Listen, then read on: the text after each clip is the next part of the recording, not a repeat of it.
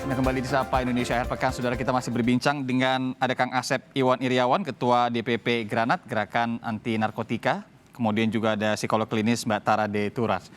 Saya ke Kang Asep. Kang Asep, kalau berbicara orang per orang, misalnya memang selebritas yang ditangkap, mungkin kita fokus di 2022, awal tahun baru ini beberapa orang ditangkap.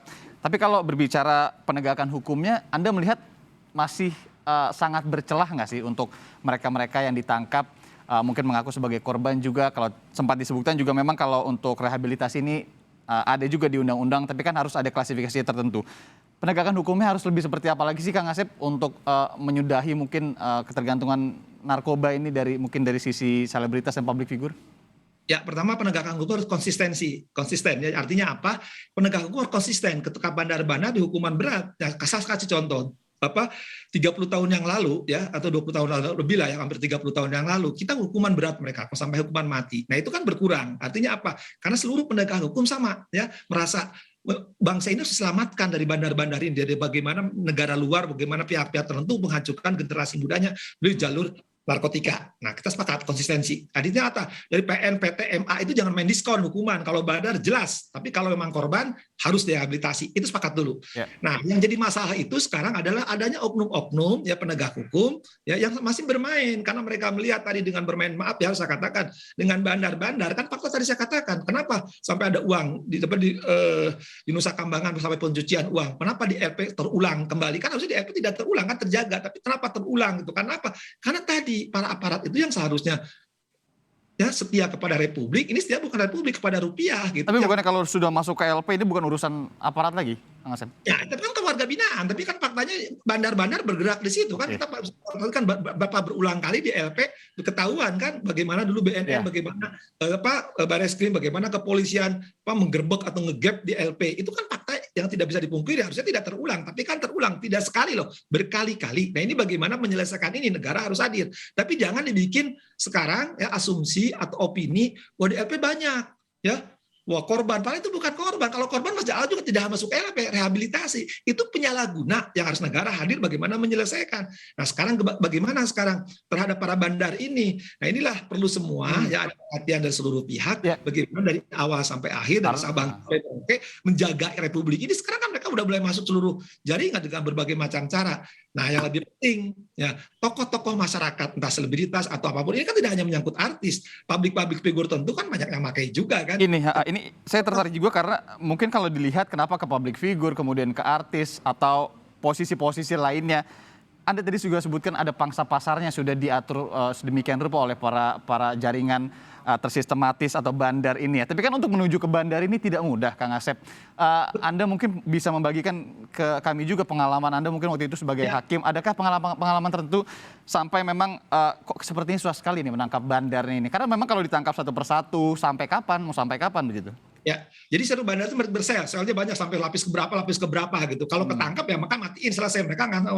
Tapi mereka ketika diproses di belakang itu bermain. Contohnya gini, dulu Tangerang itu ketika dihukum mati, silakan tanya hakim-hakim Tangerang ya. Itu kita ditawarinya puluhan miliar, tapi jangan mati, karena kalau dihukum mati atau hukum seumur hidup, mereka ketakutan sehingga tidak laku karena mereka juga takut tertangkap kan. Nah, itu pola-pola salah satu. Nah, mereka misalkan tertangkap ya, kita proses, di belakang mereka main. Nah, kita dipengaruhi itu oknum penegak hukum dengan uang-uang yang sangat besar sekali. Tapi kalau kita jiwanya tidak jiwa Republik tapi jiwa rupiah, ya tergoda, hukumannya pasti ringan. Nah, kalau ringan mereka bisa bermain, tenang aja tuh hukumannya ringan karena mereka bisa bermain. Tapi kalau hukumannya berat, mereka juga takut tertangkap. Nah, lapisan-lapisan ini tadi yang berat. Nah, yang nyampe tadi ke selebritas atau ke public figure tertentu, itu lapisannya boleh dikatakan lapisan ke-7 ke-8 yang istilah, maaf ya saya kata itu kutu kupret gitu, karena mereka ada penghasilan, ada tambahan. Tapi jaringan-jaringan tertentunya mereka ngomong kaki karena sudah tahu kelompok A siapa yang bermain, kelompok B siapa bermain, tahapannya. Jadi istilahnya ya setan dengan setan, malaikat dengan malaikat itu permainannya. Jadi susah gitu. Tapi sekali lagi kuncinya coba kalau penegakan hukum konsisten, artinya tetap hukumannya keras bagi bandar dan bagi korban tadi harus cepat ke tenaga medis. Kemudian juga komunitas-komunitas tertentu hati-hati. Sekarang ada dibikin opini-opini publik tertentu supaya ini berkembang secara tidak kelihatan. Tadi saya katakan di awal ya, membentuk opini ya, dimulailah makanya ganja nggak apa-apa karena negara tangga juga dibolehkan. Ya dibolehkan untuk penelitian, tapi kalau disalahgunakan tadi kata Mbak Tara, adiksi. Nah ini yang sekarang sedang dikembangkan. Nah dikembangkan pula ketika mereka hukumannya berat, ya bertentangan dengan HAM, dengan segala macam. Ini opini yang sekarang berkembang dan secara sistematis, secara masif sekarang sedang berkembang. Dan ini di luar perkiraan kami ya, bahwa ternyata sekarang sejauh ini mereka bergeraknya sangat jauh ya, karena tahu tadi ya, ketika rasa stres, nggak nyaman cukup selesai dengan pil-pil setan itu, ya mereka bisa selesai karena mereka tadi di Kang Asep, awalnya. sebelum ke Mbak Tara, Anda mau mengatakan bahwa kalau lapisan ke-7, ke-8 itu sudah jauh sekali dari lapisan pertama, kedua, atau ketiga begitu. Anda mengatakan ini juga apa? Saya juga ironis juga harus bilang begini. Ini ada permainan di tingkat-tingkat atas menurut Anda? Oh ya iyalah, itu bandarnya itu kan raja-rajanya mereka diem. Contoh paling gampang lah, ambil contoh si apa yang dieksekusi kemarin Naga Budiman. Dia kan bisa cerita dengan oknum tertentu, bisa jalan-jalan pakai mobil dengan oknum tertentu dengan mobil. Itu yang pada belum lagi kalau saya cerita zaman itu dari dulu sampai sekarang sama. Bagaimana bandar-bandar ini bergerak? Saya kira bisa Anda tanya ke BNN atau ke Barreskrim ya, bagaimana jaringan setidaknya dulu ada 11 kelompok besar di Republik ini ya yang punya kaitan dengan luar. Contoh yang kemarin tertangkap di Riau yaitu kan bagaimana jaringan Singapura, Malaysia dan Cina Selatan yaitu mereka masuk melalui jalur laut gitu kan. Nah, artinya apa? Mereka menggerakkan itu yang lebih hebat lagi, coba mengerikan apa? Mereka bisa kendalikan dari LP kita coba. Dari LP bisa kendalikan dengan alat komunikasi. Saya kira Anda bisa tanya data ini ke BNN maupun ke Barreskrim. Itu jaringannya betapa hebat. Sehingga kan aparat kita bagaimana berbulan-bulan menunggu coba. Tapi bocor lagi kan. Oke. Kejadian di Banten itu kan. Ini semoga juga menjadi catatan sangat penting sekali ya. Karena kalau berbicara atau membahas mengenai satu persatu artis, selebritas, public figure seperti tidak habis-habis begitu. Kang Asep, terus saya ke Kang Asep lagi. Mbak Tara, kalau melihat apa yang terjadi saat ini, bagaimana kemudian mungkin bisa dilihat juga ya persepsi publik saat ini kepada penanganan narkoba, apakah ini secara psikologis malah semakin berbahaya atau seperti apa? Karena misalkan ada pola yang terlihat setelah masuk, keluar, masuk lagi, pakai lagi dan lain-lain. Anda melihatnya seperti apa? Ya, betul ya. Ini tentu hal yang sangat mengkhawatirkan ya. Tetapi pada dasarnya begini sih, untuk para pengguna, mereka tuh harus untuk bisa keluar dari masalah narkoba ya. Yang pertama, orang ini harus punya kekuatan untuk bisa menahan dirinya dari godaan atau akses narkoba yang masih ada. Jadi karena walaupun mereka sudah, oke saya berhenti, saya nggak mau pakai lagi, tetapi ketika mereka nyemplung ke lingkungannya dan lingkungannya masih banyak yang menggunakan, misalnya itu kan jadi godaan yang besar ya. Jadi orang tersebut harus punya kekuatan untuk menahan dirinya. Itu yang pertama. Yang kedua, dia harus punya kemampuan untuk bisa mengatasi masalah emosi dan juga masalah psikologisnya dengan tepat. Entah itu stresnya, tekanannya, nggak bisa tenangnya, atau butuh hiburannya misalnya ya. Ini kan perlu diatasi nih. Karena kalau enggak, walaupun mendapatkan punishment juga biasanya kalau akarnya nggak selesai, biasanya akan cenderung jadi balik lagi. Gitu. Tapi untuk itu ada beberapa juga hal yang bisa menjadi pelindung ya. Artinya bisa menjaga supaya kita nggak nyemplung nih ke narkoba nih. Yang pertama, udah pasti Kang Asep tadi sempat bilang ya, harus ada lingkungan yang suportif, lingkungan yang mendukung, lingkungan yang hadir saat kita butuh, lingkungan yang bisa mendukung kita, bahkan menjauhkan kita dari narkoba. Yang kedua, norma agama, norma sosial, norma keluarga yang kuat, itu bisa jadi semacam tameng. Ya, jadi kalau kita punya tameng norma yang kuat, setiap kita mau ngelakuin hal-hal yang melanggar, kita akan mikir dulu 2 kali, tunggu ini baik atau tidak, ya. Kemudian punya kekuatan mental dan kemampuan mengatasi stres yang baik. Jadi ketika kita sulit untuk mengatasi stres kita, kecenderungan untuk nyemplung ke narkoba ataupun ini sama seperti adiksi yang lainnya, misalnya ke makanan, ke alkohol itu juga jadi lebih besar. Jadi di sini perlu dilihat faktornya kalau dari segi pribadi itu juga banyak sekali. Dan kalau saya melihat untuk para bandarnya, mereka sebetulnya nggak jauh beda dari orang yang adiksi narkoba sendiri. Bedanya kalau orang yang adiksi narkoba, adiksinya terhadap barangnya, tetapi bandarnya adiksinya terhadap pendapatannya misalnya.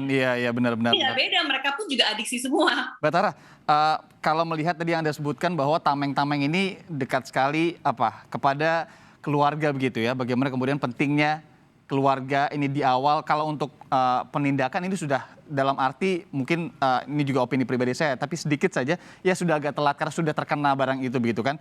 Bagaimana kemudian pentingnya keluarga mendidik sejak dini untuk memberikan tameng di awal untuk mengantisipasi tadi. Kalau menurut Anda secara psikologis misalkan ada orang tua ingin mengajari kepada anak bahayanya untuk menjauhkan anak-anak ini dari narkoba, apa yang paling baik diajarkan? Apakah diikutkan kepada kegiatan positif misalnya atau dibahas secara terbuka memberikan edukasi atau seperti apa? Iya, sebetulnya edukasi bisa diberikan sedini mungkin ya dengan misalnya ngobrol-ngobrol ringan, nanti boleh ya kalau misalnya kalau kamu ada masalah misalnya ya, ceritanya ke papa sama mama ya. Itu kan hal kecil ya. Kalau Ya. anak kecil kita bisa ngajarin seperti itu. Jadi anak ini tahu bahwa oke, kalau saya ada masalah, saya tahu harus lari kemana nih. Kemudian nanti begitu udah semakin besar, boleh diajarin yang lebih spesifik tentang aturan. Yang mana yang boleh, yang mana nggak boleh. Narkoba tuh bahayanya seperti apa, boleh diajarkan. Nah, tidak hanya itu, juga harus ada kasih sayang, dukungan, perlindungan. Jadi bukan cuma ngasih aturan, tapi ketika anaknya punya masalah, itu urusan masing-masing. Orang tuanya nggak hadir buat mereka.